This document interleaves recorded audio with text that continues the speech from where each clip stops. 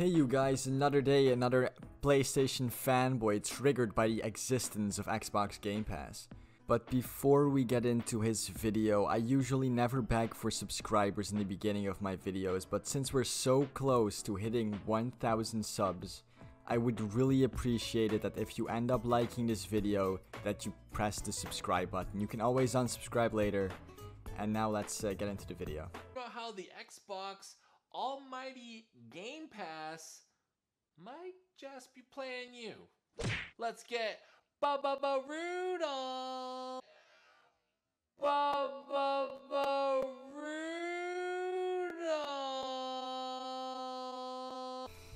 Oh god, please don't let this entire video be as cringy as the intro. What's up everybody, it's your boy, and today we're going to be talking about how Microsoft's Xbox Game Pass might just be their secret weapon to doing you dirty. Let's get into this. What? Why does my guy have two intros? Like he goes, oh, Microsoft's Game Pass might be playing you. Intro theme plays or whatever. And then he goes, oh, in this video I'm gonna talk about how Microsoft Game Pass might be bad. Another intro fucking plays. Come on, man. Just get to the fucking point. So I've been thinking a lot about Xbox Game Pass and the type of service that it is and what's making it so successful and why people are so adamant that you have to get an Xbox just so you could have Xbox Game Pass. I mean, you don't have to have an Xbox to use Game Pass. You can also just buy a PC. Xbox Game Pass, I will full on admit, I'm going to start off by saying this, Xbox Game Pass is a great service. Okay, but if you believe that, then why make this video? But, that being said, I think a lot of you Xbox owners are in for a big surprise one day when Microsoft decides, let's hike that price up a little bit. Oh, okay, so this video is apparently not about how Game Pass is bad now, but how it could be bad in the future if Microsoft hiked the price. Or at least that's what you're using to try and mask your true, intention behind this video, because you say some shit later on that really makes me doubt if that is truly the reason why you made this video. And I know what you're thinking, you're like, nah bro, Xbox would never do me dirty like that. Xbox has got my side, bro. They would never do that to me. No way.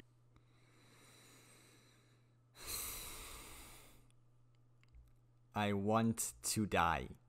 Remember a couple of months ago when they just tried to sneak in a price hike to Xbox Gold? Yeah, and you remember what happened when they tried to double the price of Xbox Live Gold? What happened again? Oh yes, the Xbox fans got so pissed off that Microsoft decided, you know what, maybe we shouldn't do this. Maybe we shouldn't double the price of Xbox Live Gold. And yes, that is in fact what happened, no matter what certain PlayStation fanboys tell you. Microsoft did not decide to not hike the price just because PlayStation fanboys got upset. Okay? Because they're the ones that are totally fine with PlayStation hiking the price of standard video games from 60 to 70 euros. That happened. And sure, everyone rose a stink and Xbox kind of stepped back and was like, ho, just kidding. We didn't mean that. Don't worry, we're not raising the price. But that tells you, they're thinking about it. Wait a second, are you suggesting the fact that Microsoft, much like any other company on planet Earth, is looking for new ways to make more money? Most companies at some point try to pull something like this. Like Sony actually did it, right? They were like, hey, what if we raise the price for games from 60 to 70 euros? And none of their fans seemed to really have a problem with it, so they did that. It's the same reason why iPhones are so ridiculously overpriced, despite the fact that they're not superior to any other phone in any way. It's just that for some reason, people that buy Apple products are okay with paying $500 more for a phone than any other brand. The only reason these things rose in price is because the consumers let that happen. And that is also the exact reason why Microsoft didn't double the price for Xbox Live Gold. It's because their fans threw a fucking tantrum, and Microsoft realized, hey, maybe this is not such a great idea after all. Alright, so okay. Let's say they raise the price. How much are you willing to pay monthly for Xbox Game Pass? Would you pay $20 a month for it? How about 25? How about 30? See where I'm going with this? Nobody would be willing to spend more than $20 a month on Xbox Game Pass, especially not 30. Like, if Microsoft is going to hike the price, they'll have to think about what are people willing to spend on this monthly subscription service. And I think that they'll probably realize that nobody is willing to spend more than $15 a month. You know, right now it's $10 a month, and I feel like most people would not be willing to pay more than 15. So I guess that if they were to raise the price, it would be something like 12 or $15 a month. Which that's still quite a lot, but you're going like, oh, what if they raise it to $30 a month? No, that will never happen. That's an insane amount of money. The reason why I'm bringing this up is because I think about subscription services like Netflix. So Netflix has been out forever. When that service first came out, it was like $8 a month. And yeah, you got physical DVDs in the mail, but it was still $8 a month. And then when they moved to online, they still kept that $8. Guess how much Netflix costs now per month for their basic plan? Yeah, it costs $9 a month now. Not that much. But you gotta remember, that's for the basic bitch level plan. That's for one screen, that's for no other logins. Okay, but what do you think the highest level of accounts on Netflix is a month, right? The premium Netflix service. How much do you think that is a month? Oh, it's only 13.99 euros. I don't know what it is in dollars though. But still, like, that's below the $20 a month, like you say. No one is willing to pay more than $20 a month on a streaming service. I think this is exactly what Microsoft is probably going to do down the road. So right now, they are getting you. They are getting you hard with all of these games that they're throwing in their day one. That way you're hooked. You're onto this plan.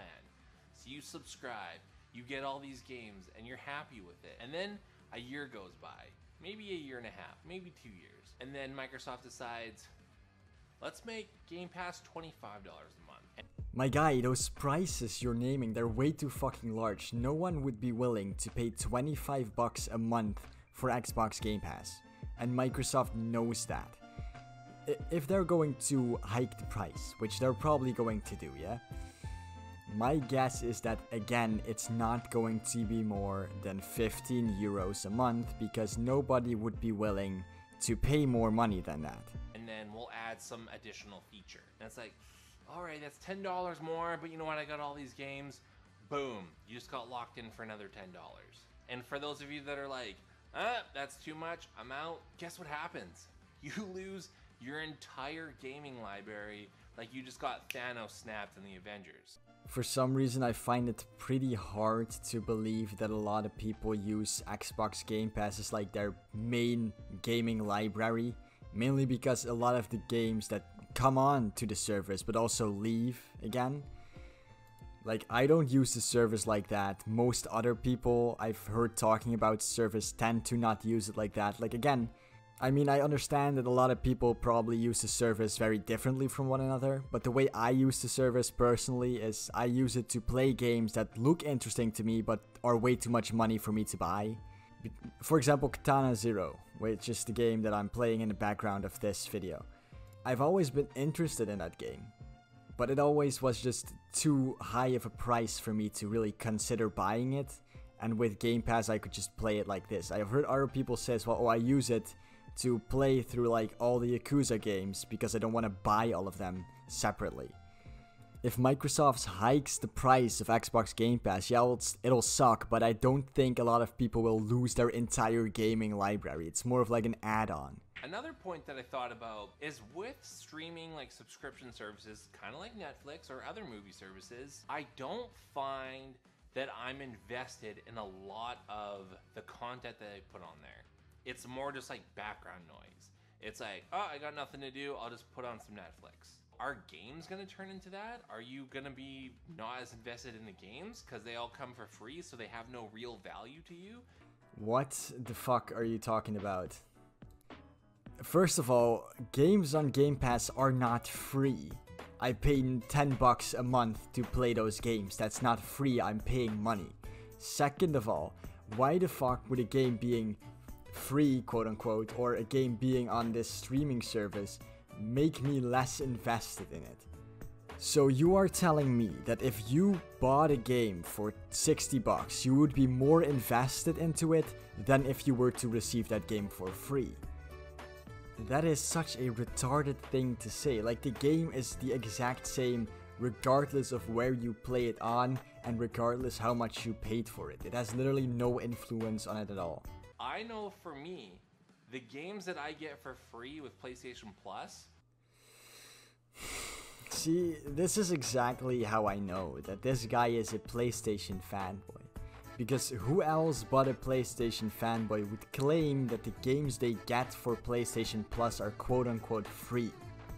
They are not free. You pay $60 a year to get those games, on top of the fact that you get the privilege of using the internet you already pay for. What a fucking scam. I don't even download most of the time. So like this past month when we got Final Fantasy VII Remake for free, I didn't download it. And like the previous months, some of the PS5 games or some of the other games that we got for free, I didn't download them. You know why? Because I don't just download games for the sake of downloading games. I only want to play the games that I want to play. How retarded are you? Right? Like, when I had a PlayStation and I paid for that fucking scam, right? Every fucking month, regardless of what the games were, regardless of if I liked them or not, I would put them in my library. You don't have to download them, just put them in my library so that if I ever wanted to play them, I could. And I don't see what this has to do with Game Pass. Like, oh, I won't download the games I'm not interested in, okay? So, I mean, if you're telling me that there are no games on Xbox Game Pass that you're interested in, then that's fine. Don't get the service. That's it. Like, for me personally, again, the way I use this, there are a bunch of games on there that I always was interested in, but I never wanted to spend too much money on. And for $10 a month, I get like 20 games I've always wanted to play, but never bought because I thought they were too expensive.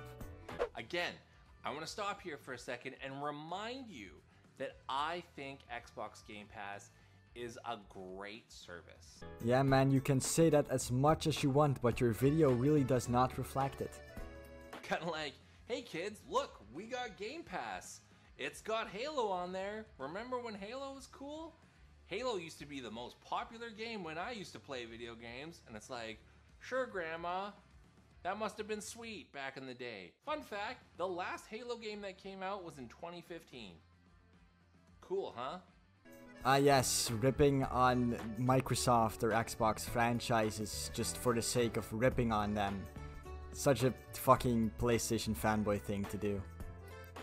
I don't count that game that Halo came out with in 2017 as like Halo Wars 2 or whatever, because it's like a strategy game. It's not like an FPS game that Halo's known to be. Alright, have you cooled down after that last comment? I know it stung a little bit. I feel like this is Xbox's answer for all of the no games that they're releasing that are exclusive to the Xbox Series X and Series S. Again, let me rephrase that. There are no exclusive games for the Xbox Series X and Series S. This is another thing that PlayStation fanboys like to do to piss off people that play on Xbox by saying that Xbox has no exclusives. What they mean by this is that none of the Xbox exclusive games are only on the Xbox Series X and Series S. They're also on the Xbox One, and they're also going to be on PC. I mean, the reason PlayStation fans say that shit over and over again is because Sony has been doing some very anti-consumer shit lately, and Microsoft has been doing some pretty pro-consumer shit, and they're just, you know, kind of, I mean, maybe even a little bit jealous of the Xbox fans, you know? But I'm on PC, so I don't have to worry about anti-consumerism. Haha. Anyway, you guys, this is the end of the video. If you liked it, please like and subscribe, and I see you all next time. Goodbye.